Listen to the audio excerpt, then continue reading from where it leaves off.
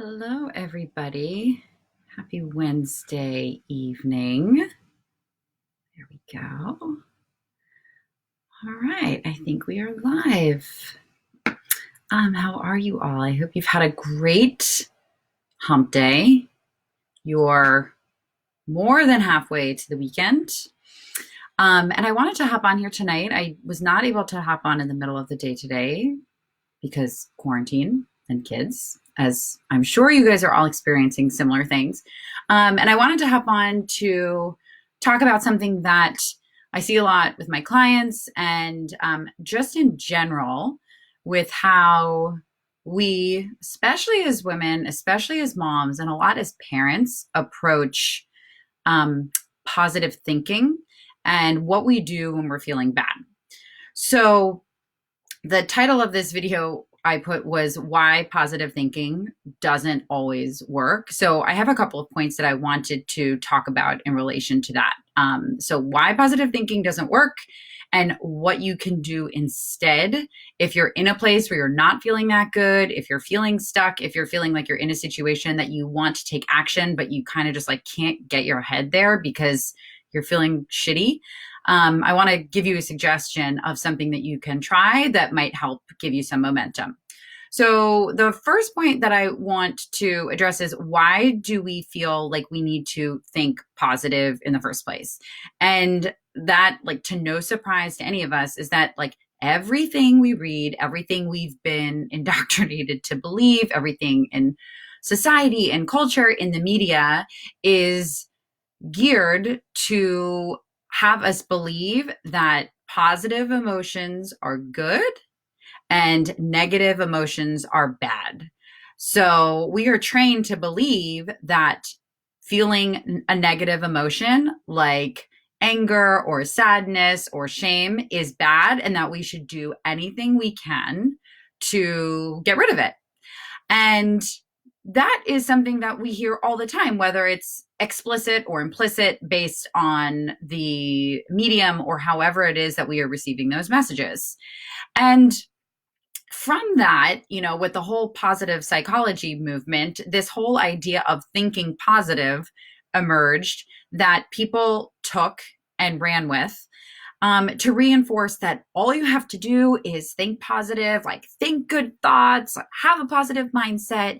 And that's really all you need to do to turn the ship around. Now, I can understand the basis of where that's coming from because as a coach, I strongly believe that what you think creates how you feel, and what you feel influences the actions you take, and all of the actions you take as a collective whole result in the results that you have in your life. But that being said, I do not believe that just thinking positive is the answer. I think that it's much more nuanced than that. So what do I mean by that? And I have some notes here, so forgive me if I'm looking down, but I want to make sure that I cover everything that I want to explain. But a lot of us fall into this trap because, like, especially as like if we've grown up as perfectionists, as high achievers, as good girls, it's like we want to feel good. We don't want to feel bad. So a lot of us have fallen into the like, I gotta think positive. I gotta, like get my head on straight. Like I don't want to feel bad. So we fall into this trap a lot of feeling like we've got to think positive thoughts all the time. So why does this not work all the time?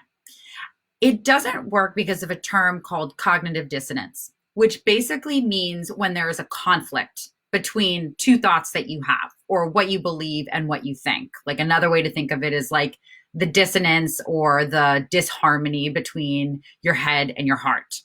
So let me give you an example. Let's say you have a job and you really don't like the job, right? Like your boss is an asshole.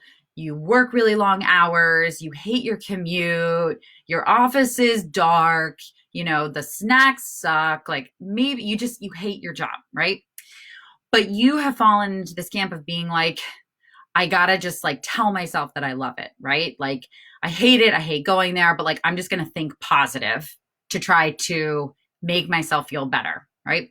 So you go from feeling like I hate my job to telling yourself, okay, I love my job. I love my job. I love my job, right? And you go to work every day being like, I love my job, I love my job, I love my job, right? But you really don't actually believe that you love your job, right? So the dissonance between what you really feel, what you really believe, which is that you don't like your job, and what you're trying to tell yourself, I love my job, the distance between those two thoughts are too great. They don't reconcile. So what that actually does is it creates more tension. It creates more tension on top of the thought that you have that is already negative, which is, I hate my job. And it kind of just like makes it into this whole dumpster fire of feeling like totally shitty, to put it mildly. So that is where positive thinking can steer us wrong, right? Because we're just kind of trying to suppress the negative feeling. We're telling ourselves that we shouldn't be feeling it in the first place. So we feel bad about feeling it. We pile shame on top of feeling bad in the first place, and it just compounds. And there's that famous saying, like, what you resist persists. And this is a very good example of that. So in those types of situations, just trying to positive think your way out of it isn't going to help. It's probably not going to get you the results that you want, right? So what can we do about this, right? So if you're in a situation, you want to change it and you want to feel better on your way to changing it, is what we call in the coaching world a ladder thought. And there's a few other ways that this is described, but for the purpose of this video, I'm going to talk about ladder thoughts. So what that means is you want to find a thought that is just one step better than the one that you currently have. So what do I mean by that? So instead of having the thought, I hate my job, you might just ladder it up one step to, I can get through one day of my job. Or I choose to go to my job because I want to provide for my family. But you can see where I'm going with this. I'm not going from I hate my job to I love my job. I'm going to something that is believable, right? And this thought could be something that changes every day. It could be something that changes every hour. But the point is to find something that you can believe, that when you think it, you can actually feel it in your body, right? So instead of the angst that you feel of like trying to convince yourself, I love my job, right? You're probably feeling clenched. You're probably like just like feeling icky all over, right? But if you find something like, I can get through today in my job, like your shoulders might relax, you might unclench your jaw, maybe you release a deep breath. And that's the key. That's what you want to find. And why is this even important, right? Like, why do we want to find a thought that feels better? Well, one, it feels better, right? But two, it shifts how you're feeling, and therefore it shifts your energy and it opens your perspective to a broader view than when you have that thought of, I hate my job, or I hate my job and I love my job, and the back and forth there, right?